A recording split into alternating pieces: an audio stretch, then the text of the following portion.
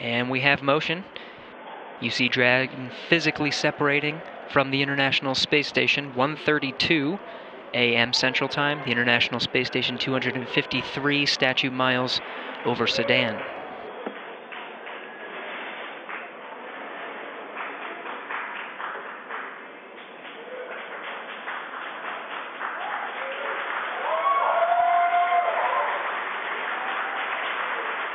Houston, the station is supposed to be on to ISS thrusters enabled.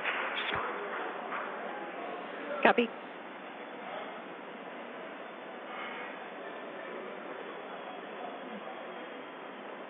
So there you can see on your screen visual confirmation. What a gorgeous shot. Dragon has undocked from the International Space Station, and we are beginning the departure.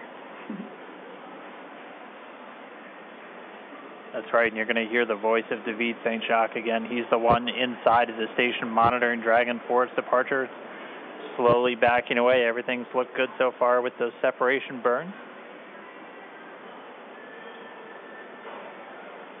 Again, as Gary said, that physical separation, that undocking coming at 11:32 p.m. here Pacific.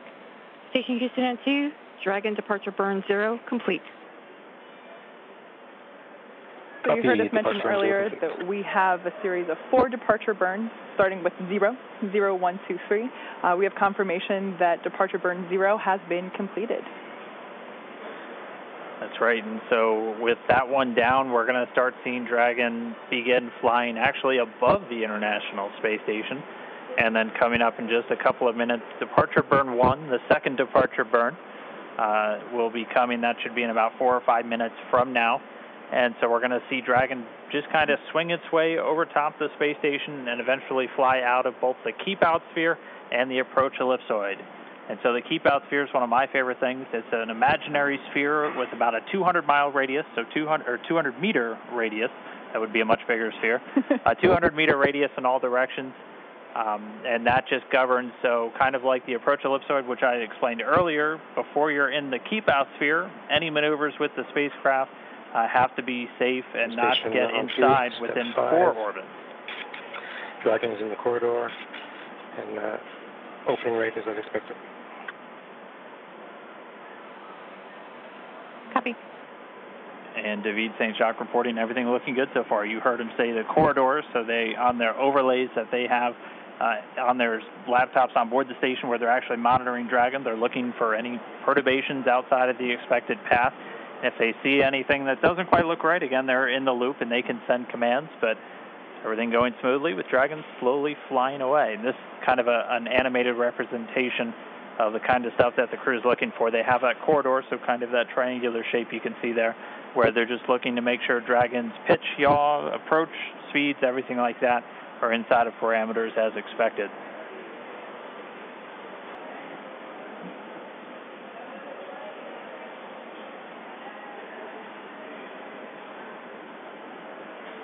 Dragon continuing to fly free. Look, everything looking good so far.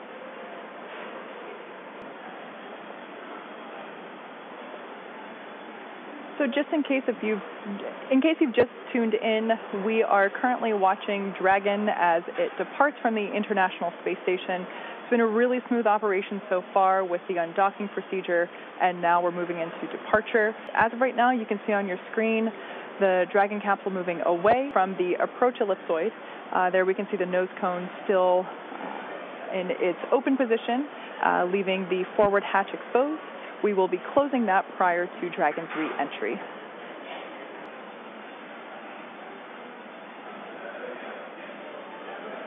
And so we're continuing to get really great views. Dragon backdrop by the inky blackness of space. You'll see the cameras are a little bit jerky in their motions. They're actually being controlled by somebody on the ground in mission control.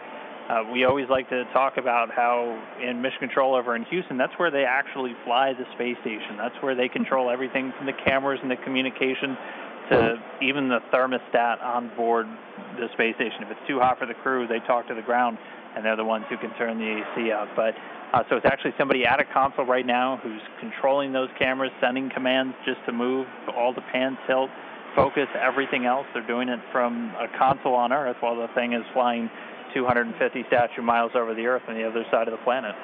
Like Dan mentioned before, we're going really fast right now. We're at about 17,500 miles per hour, so everything is moving very quickly. The need to readjust the cameras very frequently is inherent due to the high velocities that we're dealing with. And so this is a view from that WB-57 airplane. You were looking at Dragon streaking across the sky on its re-entry through the Earth's atmosphere, aiming for a splashdown in just a little while from now. So it's pretty exciting that we get this shot right now, as it is our first view from planet Earth of the Dragon capsule since it lifted off from Cape Canaveral just several days ago.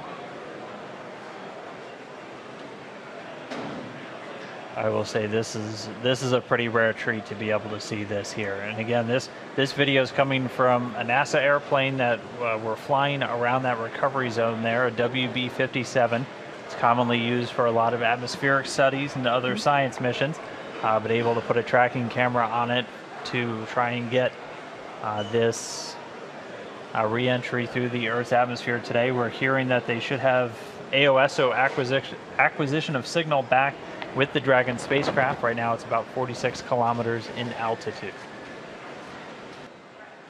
The Dragon spacecraft continuing to descend. It's now subsonic, so already starting to slow down thanks to the aerobraking, basically slamming into that Earth's atmosphere, causes a lot of friction and allows the vehicle to eventually reach its terminal velocity, basically. And then those parachutes are going to kick in.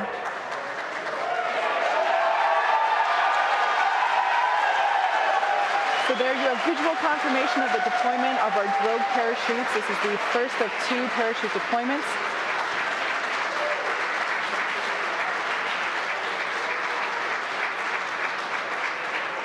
So those drogue chutes do the initial slowing, and then they're ultimately going to pull out the 4 main parachutes responsible for really slowing the spacecraft down prior to that splashdown.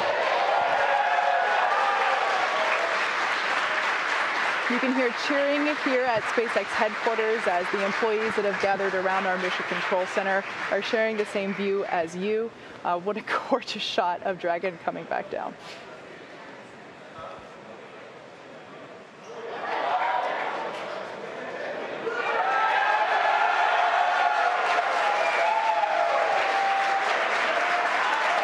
And here come the mains.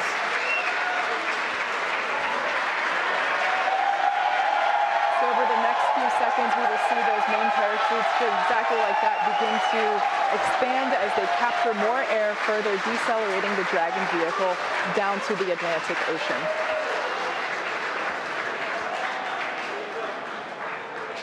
Really can't ask for a more picture-perfect shot than that. And yes, all 4 chutes now deployed. It's going to continue to descend. It's going to continue to slow down and then ultimately splash down in the Atlantic there. We're now under a kilometer in altitude.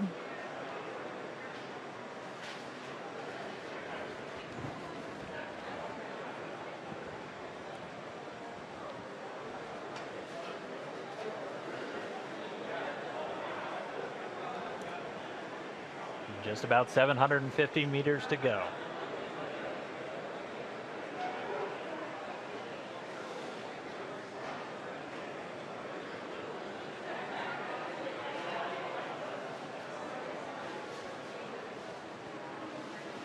In case if you're just joining us, you can see on your screen there, Dragon has just re-entered the Earth's atmosphere after departing from the International Space Station. We have a gorgeous shot of 4 healthy parachutes deployed and slowing the vehicle down as it is approaching the surface of the Atlantic Ocean off the coast of Florida.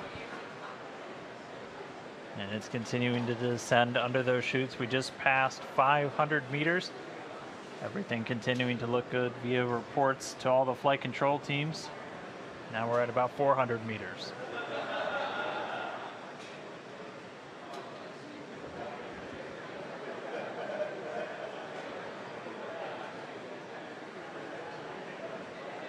And just passing 300 meters, continuing to descend. We might be right on time. We were planning on splashing down at about 5:45 a.m. Pacific, and we're getting real close to that bingo time. Just past 200 meters.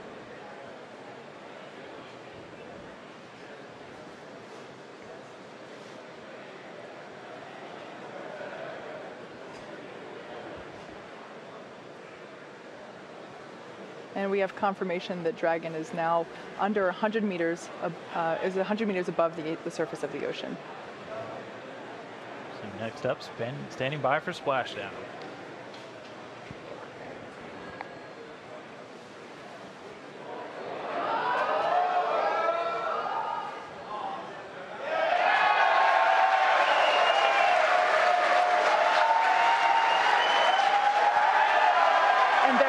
Confirmation of splashdown. Dragon has returned to planet Earth. It is now back home, and you can see on your screen our two fast boats racing out to the capsule, now in recovery. That splashdown came right on time, 5:45 a.m. Pacific, 8:45 a.m. over on the East Coast. The teams that have been ready and waiting, they were staged just a few nautical miles away. They're going to start moving in now. You can see those two fast approach boats already speeding their way towards the capsule.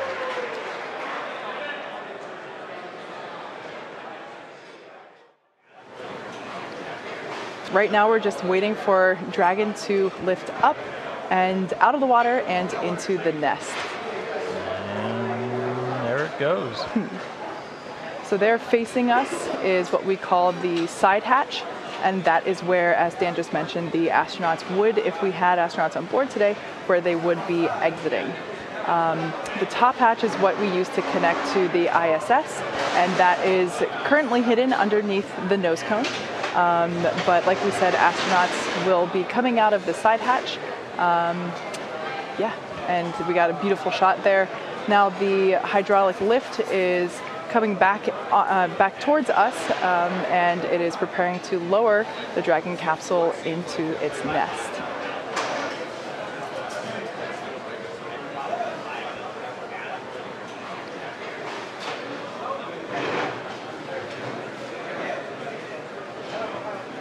Like we said, we are treating this demonstration mission with the recovery operations as if there were actual astronauts on board.